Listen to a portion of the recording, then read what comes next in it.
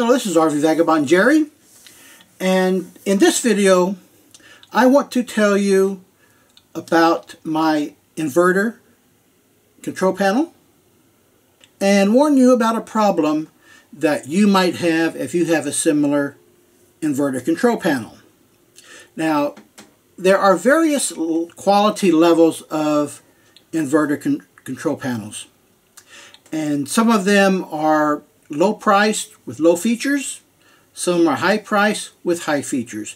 Most motorhomes come with one of the lower level quality inverter control panels. However, you can always upgrade to one of the higher level control panels, and that is required if you're going to have a battery monitoring system. And what the battery monitor does is tell you the charge level of the batteries in percentages, whether it's 50% charged, 75% charged, 90% charged, that kind of thing. Otherwise, your inverter control panel will only tell you the voltage, and the voltage varies along with the percentages. However, for me, that was kind of hard to track. I really don't relate to voltages as far as knowing just how much of a charge level my batteries are at. So to get the percentages, which are easy to understand, you have to have a battery monitor and you have to have a higher level inverter control panel. So that's the main reason I got it. However, there are a lot of other features that the higher level inverter control panels have. And they are really some quite amazing features that gives you almost full control over your motorhome's electrical system, or it could possibly be any RV that has a similar system. And this is mine right here. Now, my original panel was about half the size of this one. And this is a really nice one in that it has a knob that controls functions. And it is so complicated and does so many things that about a year ago, when I got this model and got used to it, I uploaded to my YouTube channel, I think, 4 videos telling you some of the features that it has. And I really just fell in love with it. It does so many things, gives you so much control. I was just loving this unit. However, it has turned out to be a love-hate relationship, and let me tell you why. My motorhome came with flooded lead-acid batteries straight out of the factory, and my coach was purchased right out of the factory. It wasn't one that sat on the dealer's lot for any time. I got a brand new fresh coach with fresh batteries, and those batteries should last a good 3 years or so if you limit the discharging to 50%. You can discharge the batteries as much as you want, down to 30, 20% or less if you really want to, but the less you regularly discharge them, the shorter their whole lifespan is going to be. But if you limit the discharging, like I said, to 50% before you recharge them, then they should last you a good 3 years or more. And that's what I was doing.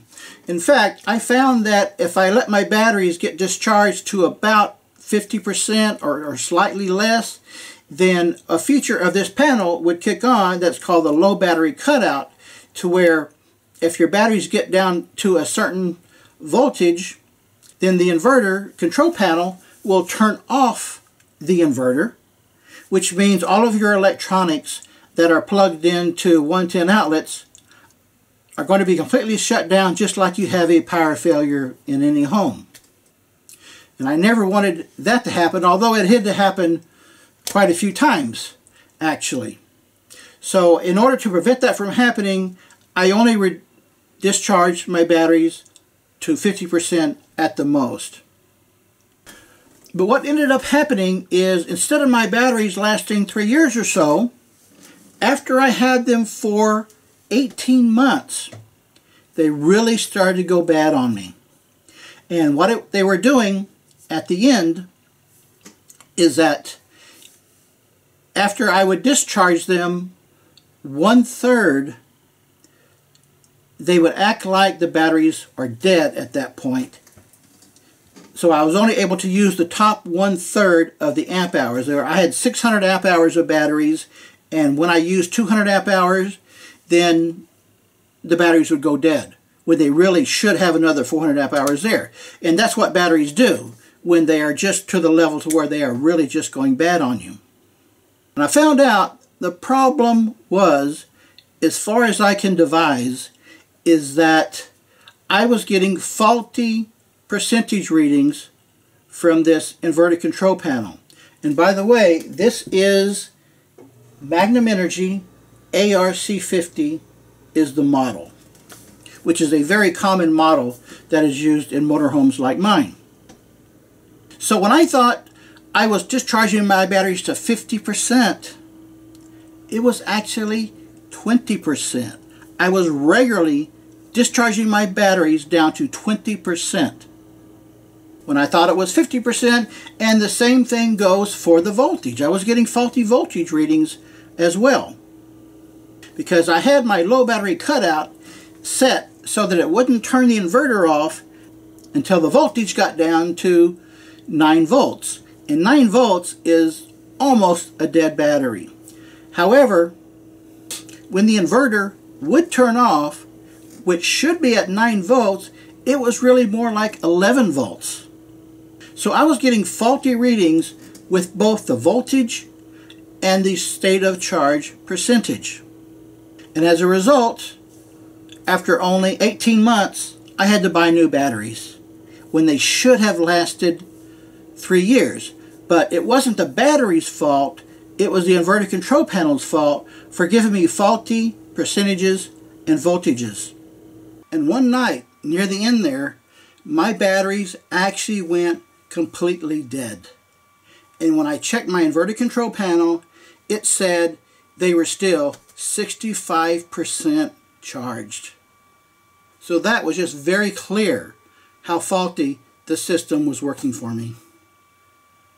And I thought about going back to Magnum Energy and fighting with them and fussing with them about this issue, but it was just really a done deal. I didn't want to go through that fight in blaming them and then having them say, oh no, our control panel works just fine, the problem is with your system. I know that's the argument we would get into. So I just didn't want to mess with that. So I just got brand new batteries and started off from scratch.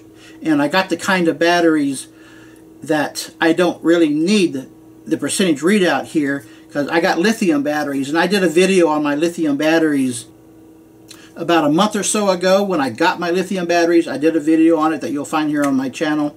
And my lithium batteries have their own built-in battery monitor system, so I don't need this one. In fact, I have found that I'm still getting a percentage reading here, but it's way off from what the batteries themselves say the state of charge percentage is.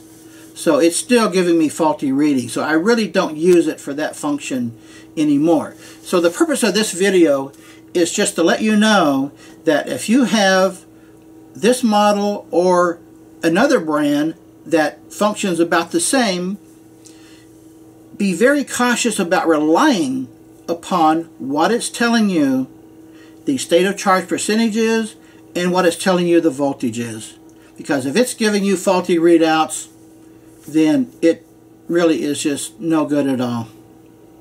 And unfortunately though, you really can't tell, I don't think, until the batteries are getting so bad that they are just obviously are down to their end of life. And it'll either get to the point to where when you charge your batteries 100%, it only lets you use the top 1/3 of it, like I was telling you before, or it might be that your batteries just will not take a charge anymore, or they will not fully charge. So when that happens, then you know your battery is a shot. You got to get new ones. And unfortunately, it's not until that point to where you really find out that you're getting good readings or bad readings from your inverter control panel. and mainly through the battery monitoring. And I really don't know exactly what to blame, whether it's the battery monitor itself, which is another device that is mounted at the battery compartment, or if it's this model. I don't know exactly what point in the system that really was at fault. And at this point, I don't want to waste any more time trying to figure it out, because at this point it's just history. But it's been very costly to have to go through this, to where I've had to replace my batteries after just a year and a half when they should have lasted 3 years. It's just kind of water under the bridge at this point. But I'm doing this video to tell you to be very aware of your battery system in your motorhome, and if anything doesn't look or sound or feel just right, you may be having a problem similar to mine. So I hope this video has helped you in some way if you have a similar situation that I have. Good day, folks.